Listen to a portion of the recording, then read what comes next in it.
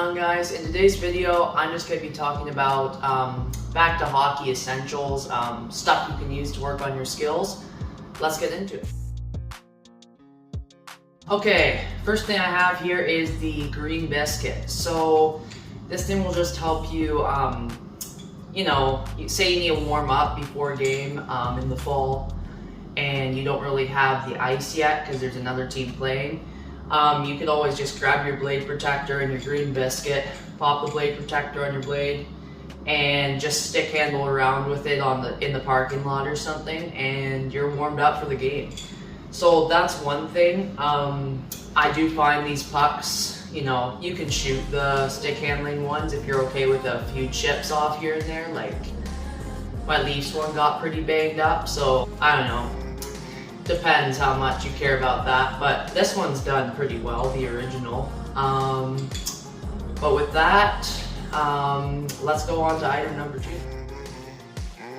Another thing you might use is hockey wax. So this is the Howie's Tacky Wax. It was made in Michigan. It's meant for Michigans. I found it to be pretty nice. Like, I'm not very good at all that fancy stick trick stuff. This is how I learned how to Zorro. Now I can Zorro without without wax. I'm not Zach Bell.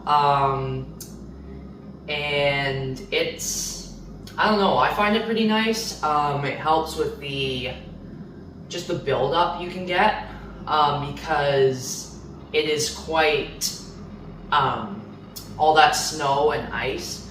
It's pretty hard not to get that buildup if you don't have wax, and I find it gets kind of stuck to the blade if you don't have wax sometimes, or if you put too much wax on, then the opposite can happen where you have, well, not the opposite, but the same problem happens because the snow and ice sticks. So gotta have the right ratio of it. But I would recommend this stuff. It's not the cheapest wax. I think it's like $8.99 or $11.99, somewhere in there, in Canadian dollars. But for what it is, I'd recommend it. On to item number 3. Another nice thing to have in practice is like a puck passer, because you can just, like one of these, you can just line it up against the boards. It's got some rubber, it's pretty solid rubber, so it bounces back pretty nice. You can get weights for this one. I just don't have them. But I'm very happy with this puck passer.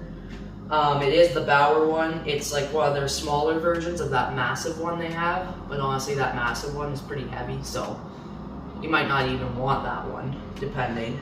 This way though, you and your teammates can work on one-timers, or if you're by yourself, work on your passes, work on your one-timers.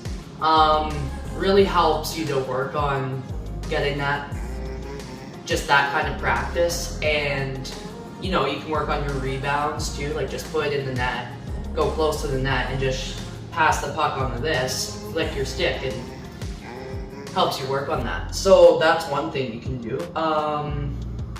But no, this thing's pretty solid. I highly recommend it. It's I forget the exact name of it, but if it looks like this and you see it online, it is, I don't know, I'd say a pretty good passer to get, and I haven't had durability issues with it.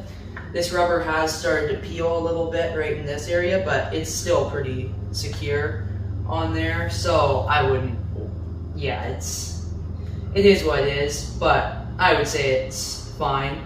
But let's move on to item number 4. Okay, so the next item is if your gloves are getting worn out and you about used them to their last days last season, get a new pair probably, or you can take them to I know a spot in Toronto fixes the hockey glove palm, but if you don't live near Toronto, like me, it's kind of a hassle to do it. So just you don't even need to buy the fanciest gloves. Just get some gloves that are comfy. These ones aren't a crazy expensive glove, and I'm very happy with them.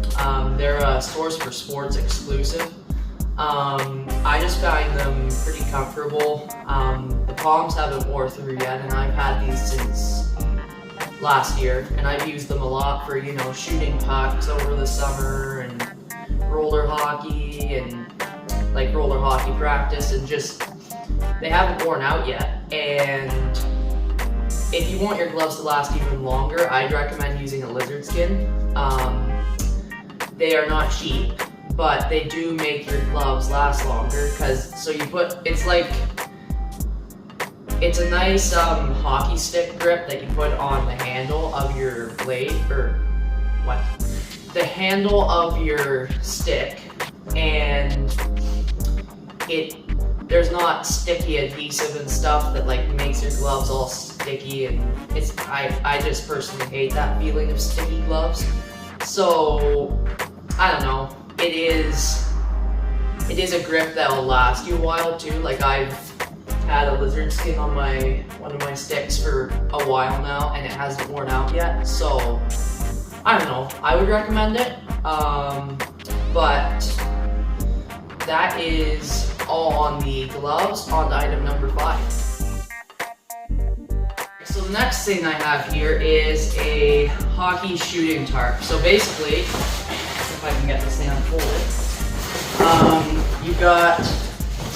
you use like these little bungee cords that it comes with, and you tie them on the neck. It is a little bit of a hassle, but I'm guessing it's less likely to break than those plastic targets. The top shelf targets though, I would highly recommend those from what I've seen. Different like hockey YouTubers like Nasher and Zach Bell maybe?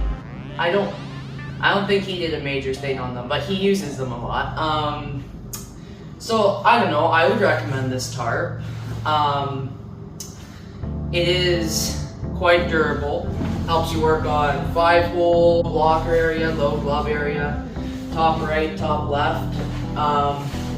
So it does give you quite a bit of, it's a good target, and I found it easier to aim the puck since there was like that small spot to aim at.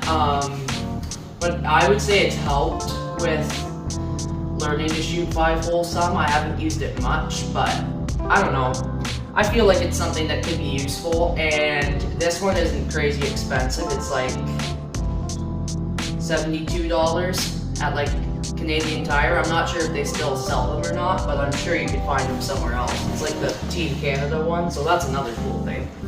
But no, it's pretty durable. It's like the material, kind of feels like the material of a trampoline, like the bouncy part. That's what it reminds me of. It's just rougher and less flexible than that.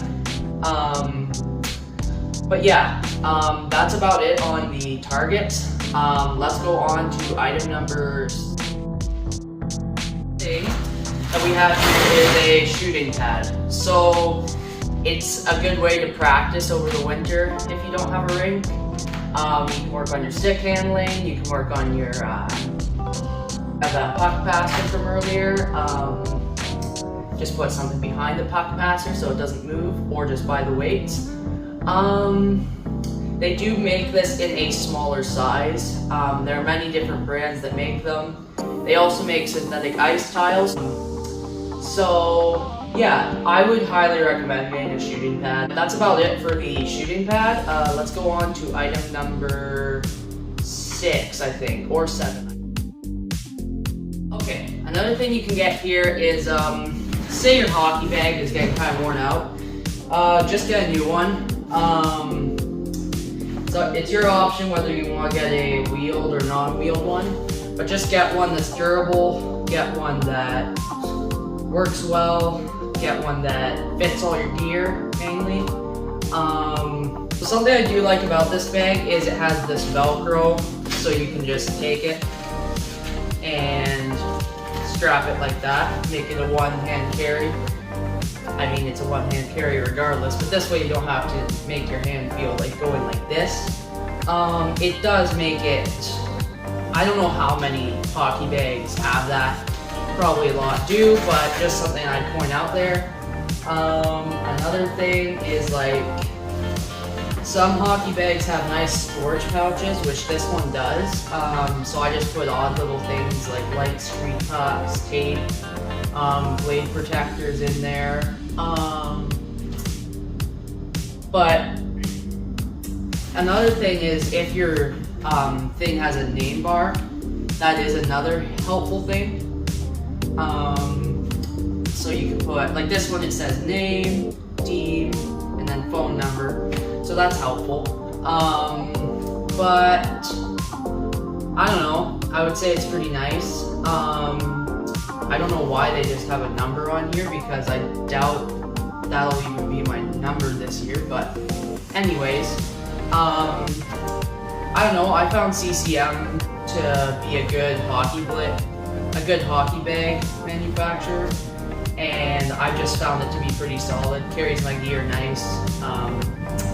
So yeah, that's all on the hockey bag. Let's move on to item number 8. Another thing that you could get if you want is a twig for the season. It is wise to get a backup just in case you have like one that breaks. This stick I got, this is the newest, this is the most recent one I've gotten. It's the Pro Blackout Red Light. So Hockey Stickman makes these, if you didn't watch the video where I reviewed this stick, and I found it to be a great stick for its price point, and a great stick even if it was a super expensive one. I would say this is more of a shooter's stick, not a stick handler's one.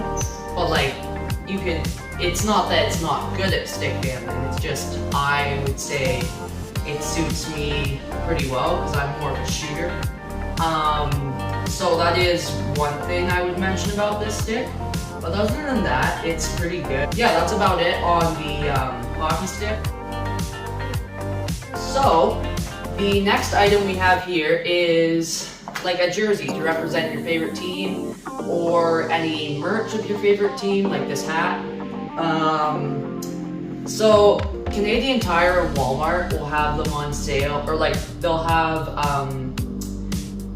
the unofficial brands for cheaper prices. Now, they are still licensed brands of the NHL. It's not like this is some fake knockoff from Temu or something.